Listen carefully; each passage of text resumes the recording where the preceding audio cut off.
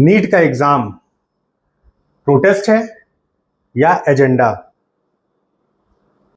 उसमें अगर धांधली हुई है, उसमें पेपर लीक हुआ है, इस्तीफा देने से काम चलेगा या उस पर एक कठोर कानून बनना चाहिए?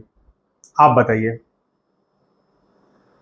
क्या इसके पहले किसी सरकार में कोई एग्जाम लीक नहीं हुआ है? बिल्कुल हुआ है और आगे भी होता रहेगा। ये जो स्टूडेंट है ना, ये हमारा जो भविष्य है, इसके साथ खिलवाड़ नहीं होना चाहिए। केवल इस्तीफे से काम नहीं चलेगा, इसके लिए एक कानून बनाना चाहिए। और सही में अगर ये जो जंतर मंतर पर प्रदर्शन चल रहा है, इस्तीफा नहीं मानते, वो एक कठोर कानून की बात करते हैं। वही अरविंद केजरीवाल हैं जो लोकपाल के लिए आए थे, लोग हालांकि आया नहीं, वो बात अलग है, तो वो एक कठोर नियम की बात करते हैं। और भी देश हैं, चाइना है, यूएस है, आपका जापान है, हर जगह एग्जाम्स होते हैं। केवल भारत में ही नहीं, हर जगह होते हैं एग्जाम, अलग अलग तरह के, अलग अलग चीजों के लिए। क्या कभी सुना है कि वहां कोई पेपर लीक हुआ है? नहीं। क्यों? क्योंकि वो राम की बात नहीं करते, वो राम की नीति को अपनाते हैं। राम की नीति क्या है? क्या भगवान राम ने कहा है? भगवान राम ने कहा है, कुटिल व्यक्ति से प्रेम नहीं करना चाहिए, लोभी व्यक्ति से वैराग्य की बात नहीं करना चाहिए, कामी व्यक्ति से भगवान के उपदेश की आप कल्पना नहीं कर सकते। अगर आप ऐसा करते हैं तो आप ऊसर में बीज बो रहे हैं। भगवान कृष्ण क्या कहते हैं? भगवान कृष्ण कहते हैं, सठे साठ्यम समाचरेत, जो जैसा है उसको वैसा दंड मिलना चाहिए। हम मानव है ना, इसीलिए हमारे लिए मानव अधिकार बना है। और जो गलत करते हैं, दानव हैं, तो उनके लिए दंड भी होना चाहिए। ये एक बच्चे की बात नहीं है, पूरे भविष्य की बात है, पूरे सिस्टम की बात है। इतना सारा पैसा, इतनी खून पसीने की मेहनत, लोग कोटा जा रहे हैं तैयारी करने, कहाँ कहाँ जा रहे हैं, इतना इतना पैसा लग रहा है, और पूरा का पूरा साल खत्म। क्या मिला? कुछ भी नहीं। समय बर्बाद, जीवन के आगे एक अंधेरा। कहाँ जाएगा हमारा देश? जब देश का भविष्य हमारी नस्ल है। एक तरफ फसल है और एक तरफ नस्ल है। अगर यही खत्म हो गए तो कुछ नहीं होगा। तो मैं कहना चाहता हूं कि इसको केवल इस्तीफे तक नहीं, इस पे एक कठोर कानून बनना चाहिए और उस कानून का पालन होना चाहिए।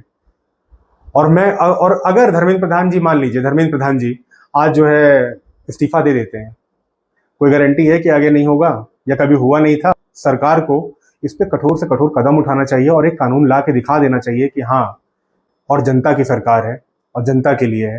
तभी ये नारा हमारे लिए सुलभ होगा, सबका साथ सबका विकास। लेकिन मैं एक बात और कहना चाहूंगा, ये जो जंतर मंतर पे चल रहा है ना, अगर आप ध्यान से देखेंगे तो ये प्रोटेस्ट नहीं है, ये एजेंडा है। अगर ये नीट के बच्चों के साथ खड़े होते तो ये मांग करते कि कानून लाओ, लेकिन नहीं। वहां के मंच से क्या नारे लग रहे हैं?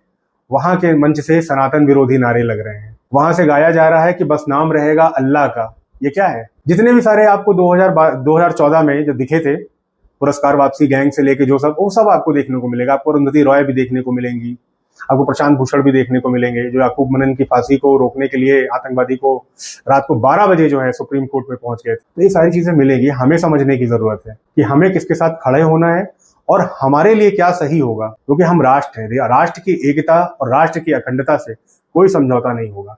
अभी आप हाल फिलहाल की घटना में देख रहे होंगे कि भारत के अगल बगल जो भी पड़ोसी राज्य हैं, बांग्लादेश है, श्रीलंका है, नेपाल है, वहां पे कैसी क्या कहते हैं क्रांति आई है, वहां पे कैसा गृह युद्ध छिड़ा है। आपको नहीं लगता है कि बार बार जिस तरह से हमारे भारत में पैटर्न बना हुआ है आंदोलनों का, ये आपको नहीं लगता है कि भारत को अस्थिर करने की कोशिश की जा रही है? ये बिल्कुल गलत है, ये बिल्कुल गलत है।